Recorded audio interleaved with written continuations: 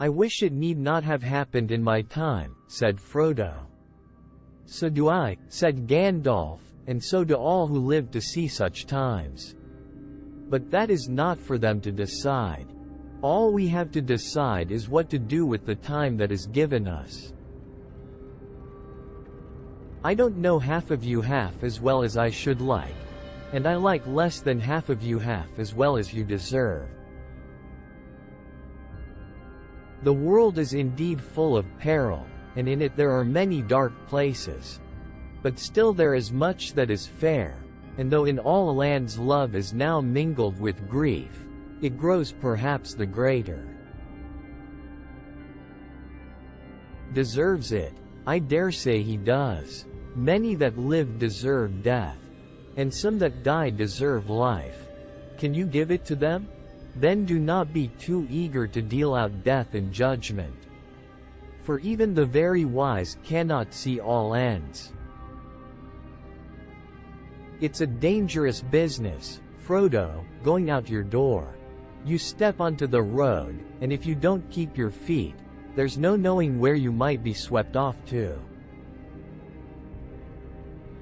Fantasy is escapist, and that is its glory.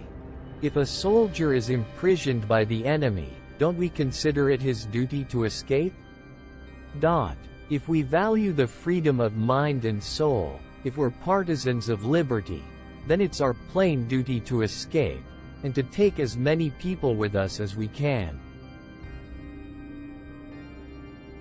Do you wish me a good morning, or mean that it is a good morning whether I want it or not? Or that you feel good this morning? Or that it is a morning to be good on? War must be, while we defend our lives against a destroyer who would devour all. But I do not love the bright sword for its sharpness, nor the arrow for its swiftness, nor the warrior for his glory. I love only that which they defend." And he took her in his arms and kissed her under the sunlit sky, and he cared not that they stood high upon the walls in the sight of many. There is nothing like looking, if you want to find something. You certainly usually find something, if you look, but it is not always quite the something you were after. Many that live deserve death, and some that die deserve life. Can you give it to them? Then do not be too eager to deal out death and judgment. So comes snow after fire, and even dragons have their endings. It's like in the great stories, Mr. Frodo. The ones that really mattered. Full of darkness and danger they were. And sometimes you didn't want to know the end, because how could the end be happy?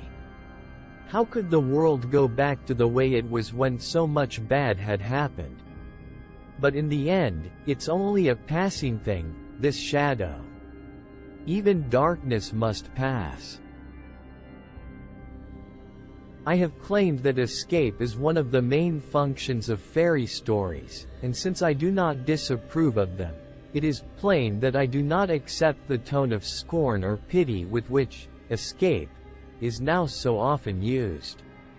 Why should a man be scorned if, finding himself in prison, he tries to get out and go home?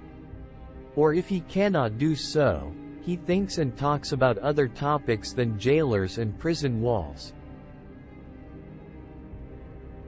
But I have been too deeply hurt, Sam.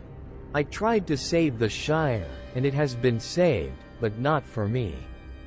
It must often be so, Sam, when things are in danger. Someone has to give them up, lose them, so that others may keep them. The wide world is all about you. You can fence yourselves in, but you cannot forever fence it out. In sorrow we must go, but not in despair. Behold, we are not bound forever to the circles of the world, and beyond them is more than memory.